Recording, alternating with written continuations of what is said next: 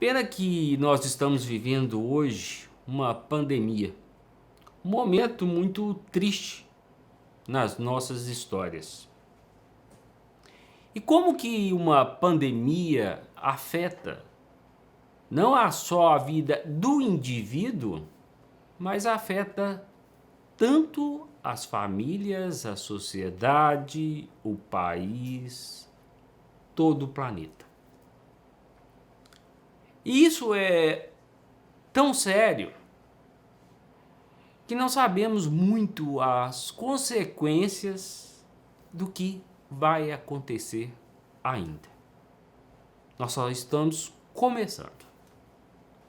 E aí eu fiquei pensando nas pessoas que têm alguns transtornos mentais. Como que isso afeta a vida delas? E é sobre isso que nós vamos falar hoje.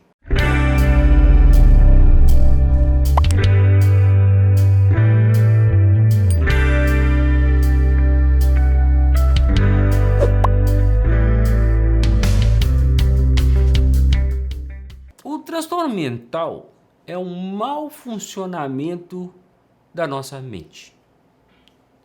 O transtorno mental ele traz problemas não só cognitivos para a pessoa, mas também para todo o seu funcionamento, nas suas relações sociais, na sua relação com a família, onde trabalha, nas escolas, na sua vida diária.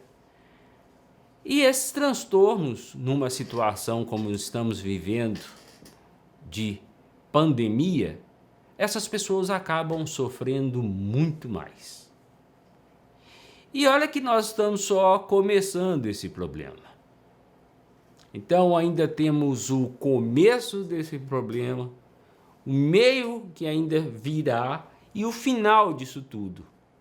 Para essas pessoas, essas três fases trazem grandes consequências na sua vida e que precisa também de uma certa atenção e de um carinho com elas. Então vamos pensar naquelas pessoas também que sofrem de depressão. Nesse momento, elas começam a pensar: será que eu vou perder meu emprego? Será que eu vou ter dinheiro? Eu devia ter feito alguma coisa lá atrás, eu devia ter poupado. Se eu soubesse que ia acontecer isso, eu devia ter.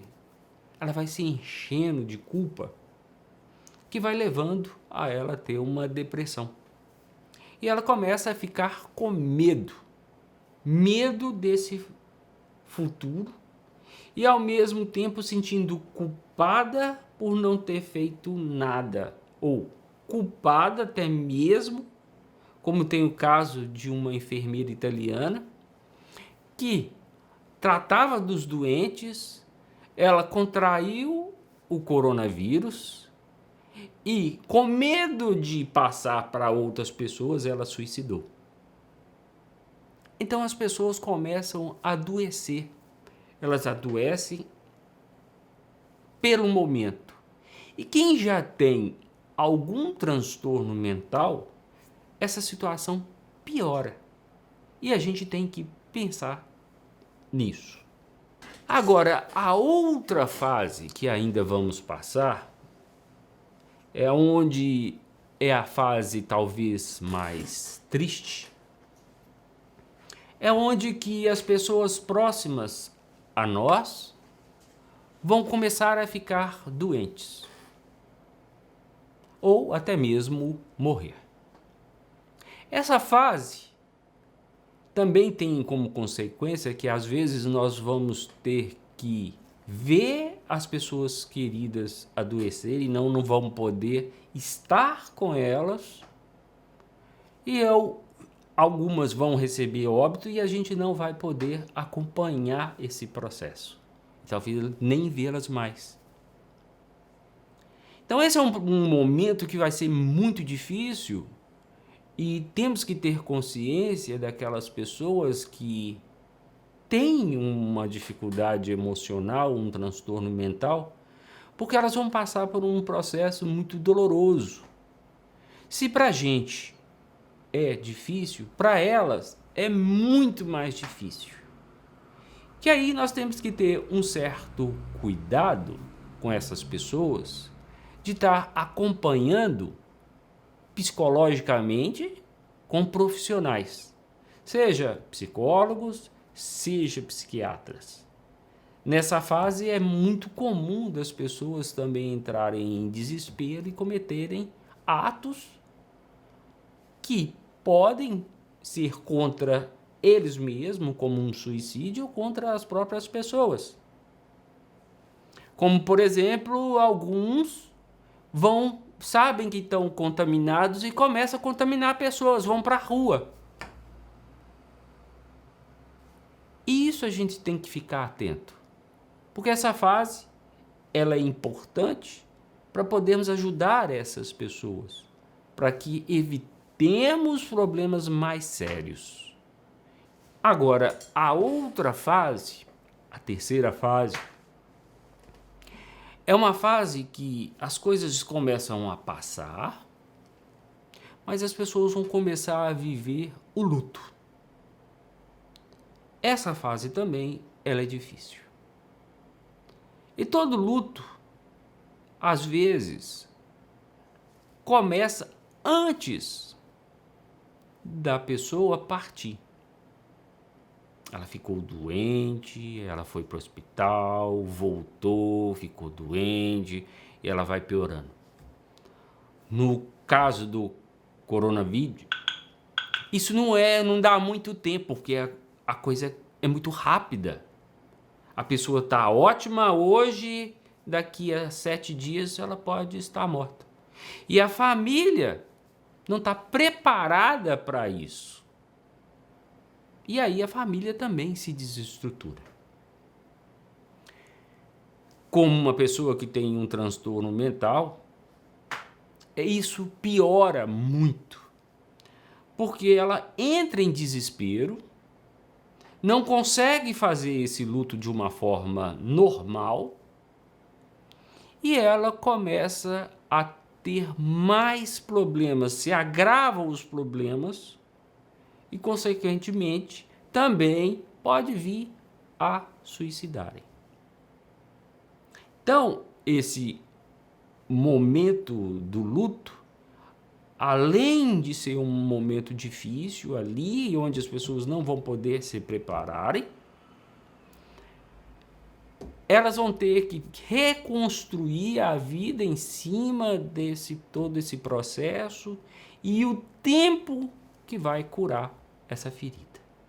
É interessante também pensarmos, né, na questão do confinamento, porque à medida que as pessoas vão ficando cada vez mais presas, elas vão também pensando muito mais, ou seja, elas têm mais tempo para ficar confabulando. Pessoas, às vezes, que estão muito sozinhas, a mente não para. E elas começam a adoecerem. E para quem já tem um transtorno mental, essas confabulações levam as pessoas a piorarem o quadro.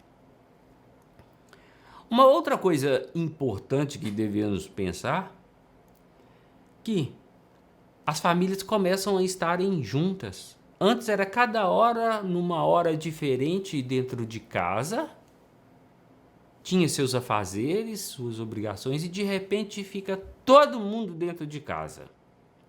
E aí começam os conflitos familiares, porque eles não estavam habituados a viverem juntos.